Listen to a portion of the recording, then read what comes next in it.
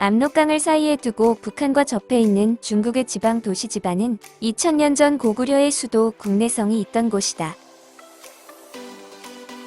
지반에서 가장 많이 눈에 띄는 것은 산성하고 분군 등에 있는 많은 돌무지 무덤, 즉 적성묘다. 지반의 분포에 있는 고구려 무덤만 12,000기에 달한다. 고구려의 첫 수도였던 졸본, 즉 환인에도 적성묘가 도심 곳곳에 남아있다. 지반과 달리 이곳의 무덤들은 대부분 초기 형태다. 초기 적성묘는 땅 위에 돌로 방을 만들고 그 위에 돌을 쌓아 올려 봉긋한 무덤 형태를 이룬 것인데, 그 중에는 무덤 위쪽에서 화장을 한 것처럼 뼈나 뼈가루가 붙어 있기도 하다. 적성묘는 처음에 강도를 쌓아 올리는데 그쳤지만 점점 정교한 형태로 발달했다. 세월이 지나면서 무너져 내리는 등 단점이 생기자 기단을 만들어 좀 더 튼튼하게 한 것이다. 그 다음에는 계단 형태를 갖추게 되었고, 최종적으로는 거대한 돌계단 사이에 석실을 만드는 형태로 완성되었다. 적성묘는 압록강 중상류 지역에 고르게 분포해 있다. 3세기 고구려의 영토는 북쪽의 부여, 동쪽의 옥저, 남쪽의 낙랑군 등으로 둘러싸인 압록강 중류지대였다. 현재 적성묘가 나타난 곳은 초기 고구려의 영역과 거의 일치한다.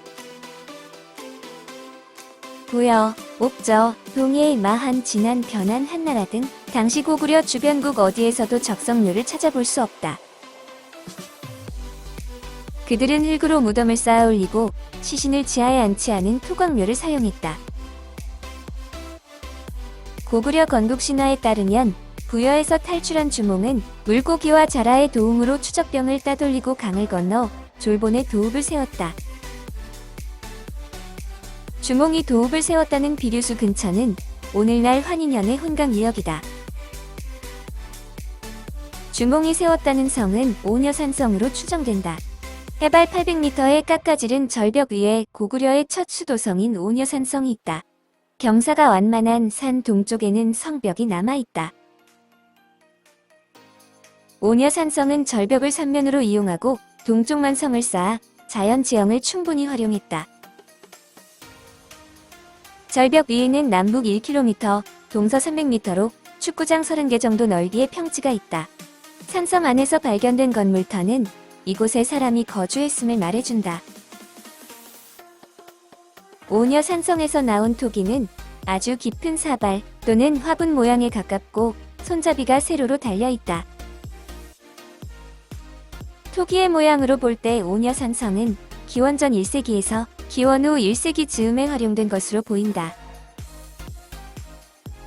길림시 동쪽에는 부여의 도읍지이자 주몽이 부여에 살던 시절 어머니 유아부인과 함께 지냈던 동단산성이 있다.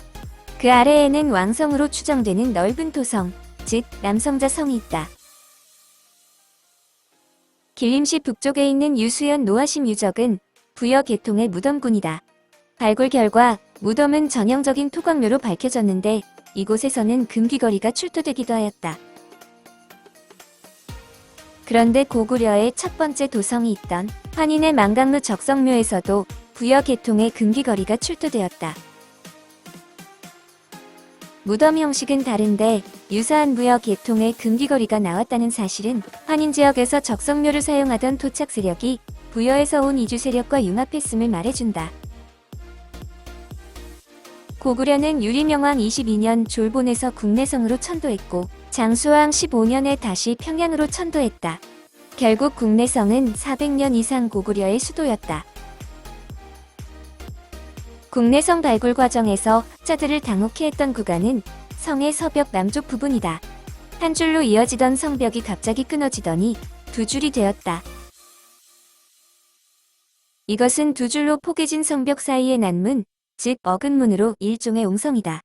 이렇게 하면 성을 공격해오는 적군을 방어하는 데 유리하다. 국내성의 평면도에는 성벽에 불룩하게 표시된 부분이 있다. 이는 지금도 찾아볼 수 있는 흔적인데 허물어지기 전에 찍은 사진에서 본래 모습을 분명히 알 수 있다. 그것은 치, 즉 성에서 적을 공격하기 위한 시설이다. 국내성의 서문은 문을 성벽으로 둥그렇게 에워싼 옹성 형태이며 동문도 마찬가지다. 고구려는 초기부터 다양한 형태의 옹성을 만들어 적의 침입에 대비했다. 당나라 때까지도 중국의 성에는 옹성이 없었다. 치와 옹성은 고구려가 발명해낸 독창적인 축성술이다.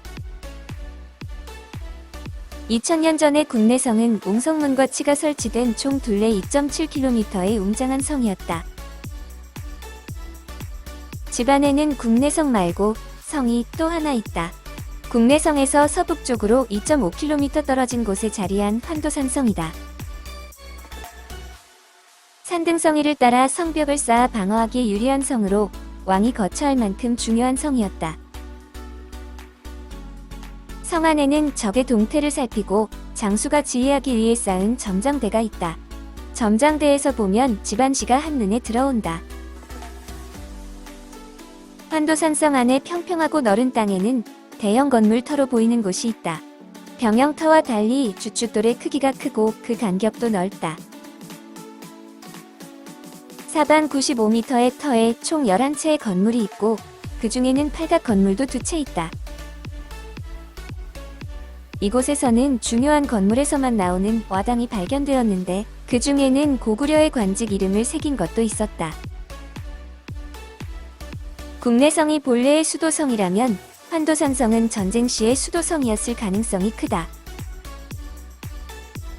평지성과 산성, 이렇게 성을 2개 가진 도성체제는 초기 수도인 졸본, 즉 환인에서도 보인다. 오녀산성 아래에는 하고성자라는 마을이 있는데 이곳이 평지성이었음을 짐작할 수 있다. 국가의 기틀을 세울 때부터 한나라를 비롯한 주변 세력들을 물리치며 성장한 고구려는 외세의 침입이 있을 때 언제든 대피할 수 있는 산성을 쌓아두고 유사시의 평지성에서 산성으로 옮겨 성을 지키는 방어 전략을 구사했다. 방어에 효율적인 도성체제를 갖춘 고구려는 점차 영토를 넓히면서 국가체제도 갖춰나갔다.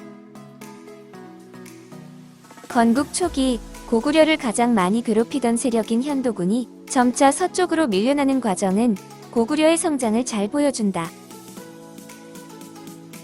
중국 세력과 끊임없이 전쟁을 벌이며 성장한 고구려는 광개토 대왕대에 영토를 급격히 넓혀 동북아시아 패자의 자리를 굳혔다. 집안에는 광개토 대왕의 것으로 추정되는 태왕릉이 있고 그 북동쪽에는 광개토 대왕비가 서 있다. 태왕릉의 중앙에 낸 문은 석실로 들어가는 문으로 왕과 왕비를 나란히 안치했던 것으로 보인다. 태왕릉 발굴 작업에서 출토된 귀중한 유물 가운데는 왕이 썼을 듯한 화려한 금동관식과 금동어리띠도 있다. 4세기에 이르러 고구려는 무서운 기세로 중국 세력을 압박했다. 미천왕 12년 고구려는 압록강 하구의 서안평을 점령했고 2년 뒤인 미천왕 14년에는 낙랑군을, 이듬해인 미천왕 15년에는 대방군을 몰아냈다. 4세기 초 한반도와 요동 지역에서 중국 세력을 완전히 몰아낸 것이다. 이와 함께 정치체제도 변했다. 왕이 고구려 귀족 세력의 일부로서 고구려를 대표하는 체제에서 귀족 세력을 초월하는 군주체제로 바뀐 것이다. 이는 중앙집권 체제를 정비한 것과 궤를 같이 하며 왕중 왕이라는 뜻의 태왕이라는 칭호를 사용한 것도 같은 맥락이다. 장수왕의 무덤으로 추정되는 장군총의 계단식으로 쌓여있는 돌들을 살펴보면 길이는 5m가 넘고 그 수는 1000개가 넘는다. 둘레에는 12개의 자연석, 즉 호석이 놓여있다. 큰 돌을 12.5m 높이로 쌓아 올린 장군총의 내부에는 왕과 왕비의 시신을 모신 관대 2개가 나란히 놓여있다. 능묘 위에는 일종의 사당 기능을 하는 건축물이 있었을 것으로 추정된다. 장군총은 한때 광개토 대왕릉으로 추정했지만 지금은 장수왕릉이라는 설이 유력하다. 1500년 세월이 비켜간 듯 옛 모습을 그대로 간직한 장군총의 비밀은 축조 방식에 있다. 땅에 박혀있는 자연석을 그대로 살려 거기에 맞게 돌을 가공한 그랭이 공법을 사용하면 돌과 돌 사이에 틈이 벌어지지 않아 견고해진다. 그리고 돌 가장자리에 홈을 판 뒤 그 홈에 맞춰 윗돌을 놓았다. 이렇게 하면 윗돌이 밀려 내려오는 것도 막을 수 있다. 장군총과 같은 대규모 왕릉을 축조하는 데는 뛰어난 기술뿐 아니라 충분한 경제력과 많은 인원을 동원할 수 있는 강력한 왕권이 필요하다. 장군총을 비롯한 집안 일대에 남아있는 거대한 적성면은 당시 동북아시아의 최강자였던 고구려의 힘을 상징한다.